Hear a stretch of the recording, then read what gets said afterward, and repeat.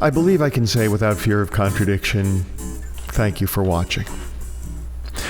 Dale Carnegie famously said, "Tell them what you intend to say the thing, then tell them what you said," leading me to believe that Dale Carnegie did not have enough material to fill his slot. We don't have that kind of time. We live under the crushing urgency of mortality. I will move through a bunch of ideas and you'll keep up well enough. I present ideas today that will change the way you think simply by thinking about them. You need not remember them nor memorize. I will present no quiz. Some of you learned this in public school. Most of you learned it for long enough to do a worksheet and pass a test and then forgot all about it. Others, perhaps, studied some creative writing in high school, in college. Maybe you wrote on the school paper and a professor or an advisor handed you a copy of Strunk and White and said, "You must read the chapter on the active voice," with an intensity that caused you concern for his, her, or their mental health. I agree with that person, but you really have to discover that on your own.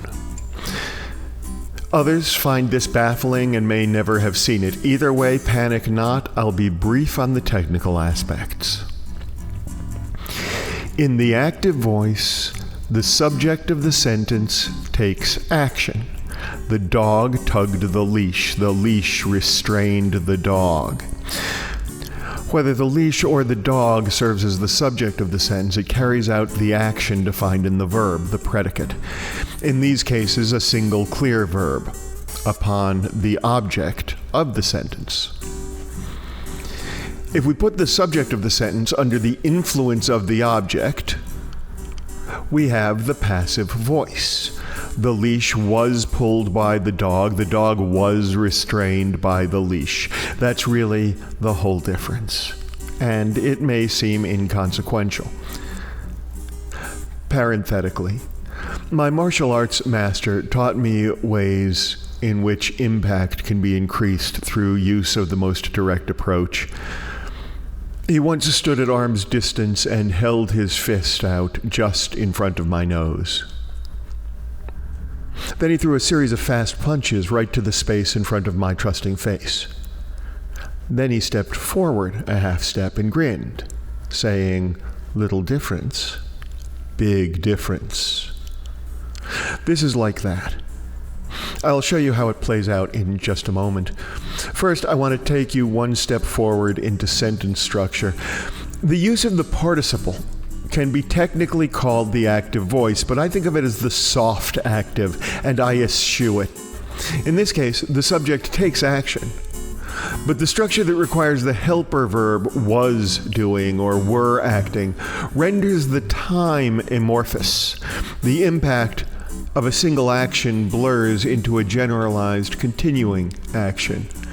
The dog was tugging at the leash was restraining the dog. So the fully active voice simply puts the sentence in the proper order of events for the most direct delivery of information. Someone or something does something, possibly to something or someone else. For a reader, the use of the fully active voice drives the story forward in a clear, direct fashion and, generally speaking, offers the greatest impact in a sentence. Observe the difference.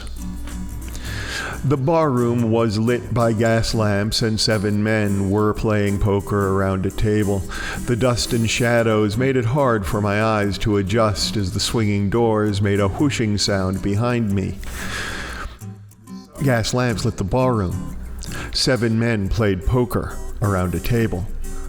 My eyes struggled to adjust. The swinging doors whooshed shut behind me. The fully active voice reduces the number of words, increasing the impact per syllable with a simple structural shift in the sentences. The reading becomes easier, each thought more direct, each idea more ingestible.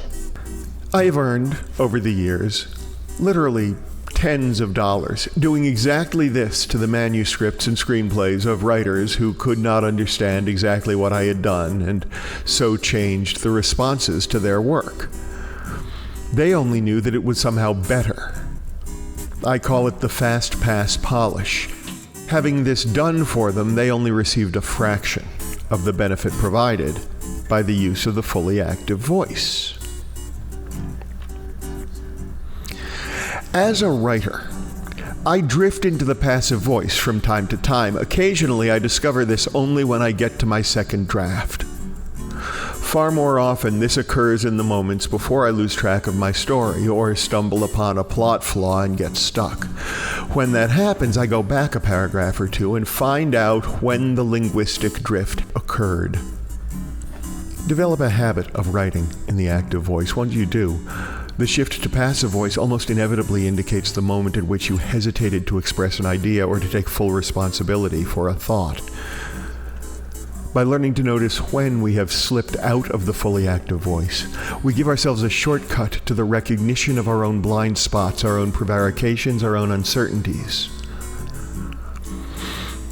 I genuinely believe that one of the most societally damaging neurolinguistic indoctrinations occurs every time an adult asks a child what they want to be when they grow up, rather than what they want to do. In our root programming, we come to believe that we will emerge from high school or from college or from adolescence, put on a uniform, fill a titled slot in society, and live in stasis, the soft act of being something. The idea comports nicely with long-accepted but wholly debunked notions of the fully formed brain of the adult. We all know now that the brain's plasticity exceeds all previously assumed limitations throughout life. Think for just a moment about how you might have grown differently had you been asked what you wanted to do with your time on Earth, rather than what you wanted to be at some future date. So this idea of the active voice extends beyond our writing. It applies in our lives. We must shift from being passive observers to active participants in our own stories, and ultimately, we can become the drivers of our own destinies. Forrest Gump taught us all that life is like a box of chocolates in a beautifully made film by Robert Zemeckis. We swallowed it like gullible children because we'd already been primed to believe that passivity eventually pays off. We forgot that we were taking the advice of a lucky moron. Gump, I mean, not Zemeckis. Seek a chart on the inside of the box to know each morsel. Literacy helps, so if you haven't yet, learn to read. There's the box of chocolates fallacy done and dusted. I offer no audience participation game to sink these ideas into your mind. Your mind remains as absorbent as you allow it to be, as when you learned as a child when a powerful teacher led you to think deeply for yourself on a subject. The best teachers sought to give you the most information and inspiration possible, not to make friends or influence you. Put the pieces together as you will, when you will. To see the way this affects you, though, I suggest you conduct the following experiment.